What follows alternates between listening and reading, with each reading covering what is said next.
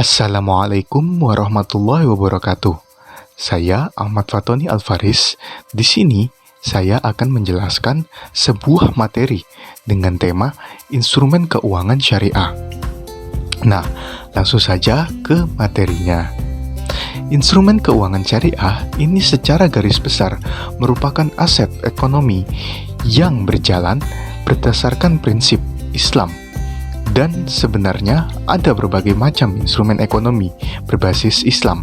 Selain itu, terdapat juga beberapa instrumen yang sifatnya konvensional. Perbedaannya itu terletak di mekanisme, ruang lingkup, dan beberapa ketentuan lainnya. Langsung saja, apa itu instrumen keuangan syariah? Instrumen keuangan syariah adalah sebuah produk, alat, dan aset ekonomi berbasis Islam, sehingga ketika melakukan sesuatu kegiatan ekonomi harus sesuai dengan prinsip-prinsip hukum syariah. Tentu juga termasuk aset investasi dengan pembiayaan di bidang bisnis yang menimbulkan kewajiban ekonomi menurut prinsip Islam. Di kehidupan sehari-hari, instrumen ini banyak kita jumpai, seperti misalnya obligasi atau kontrak nasabah dari akad kerjasama. Aset-aset ini bisa berupa kas, bukti kepemilikan atas sebuah aset tertentu, dan hak kontrak untuk menerima maupun menjual. Terus ada jenis-jenis instrumen keuangan syariah. Beberapa produk syariah bisa berupa aset secara konvensional maupun aset investasi. Tentunya baik itu aset konvensional maupun investasi harus tetap berbasis Islam. Berikut akan saya sampaikan beberapa jenis instrumen keuangan syariah. Yang pertama, ada pembayaran secara syariah. Pembayaran ini biasanya memuat akad dan berisi tentang perjanjian, kewajiban kontrak antara kedua belah pihak. Beberapa bentuk pembiayaan dibedakan lagi menjadi dua, yaitu satu ada mudharabah. Mudharabah adalah instrumen berbentuk perjanjian antara pemilik dana atau sohibul mal dan pengelola suatu usaha atau mudharib. Keuntungannya nanti akan dibagikan berdasarkan perjanjian dari kedua belah pihak, tentunya dalam bentuk syariah. Namun jika ternyata bisnis malah merugi, pemilik dana memiliki kewajiban untuk menanggung kerugian tersebut.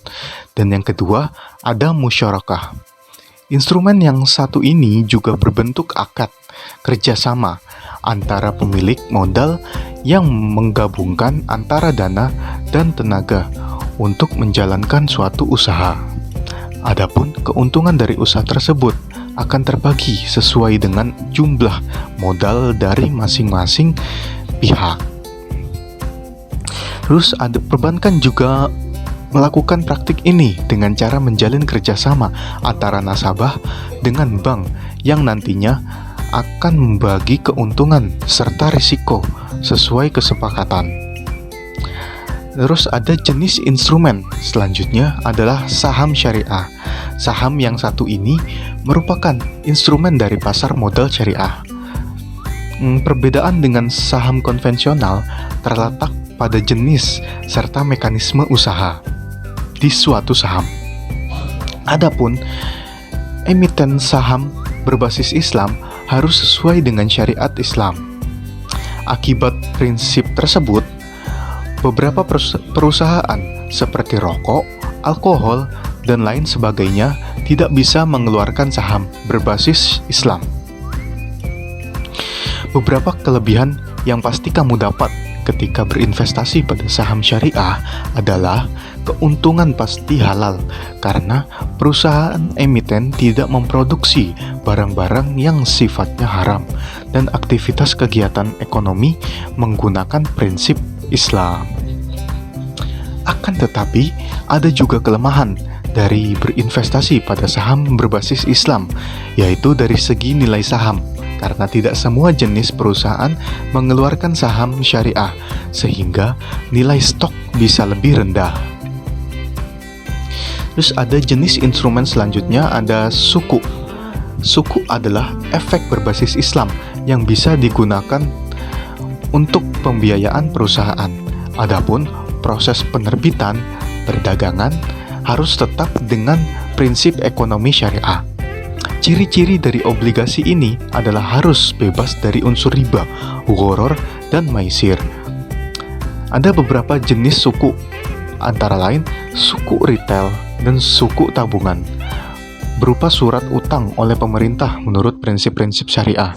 Selain itu, terdapat juga suku korporasi oleh bursa efek syariah, dan suku retail yakni suku dari negara dan diedarkan oleh agen penjualan khusus. Dan jenis instrumen yang selanjutnya adalah reksadana syariah. Reksadana syariah adalah instrumen keuangan yang mengumpulkan dana para investor yang nantinya akan diinvestasikan ke dalam bentuk surat berharga serta saham yang sesuai dengan prinsip keislaman. Tugas pengelolaan ini dilakukan oleh manajer investasi.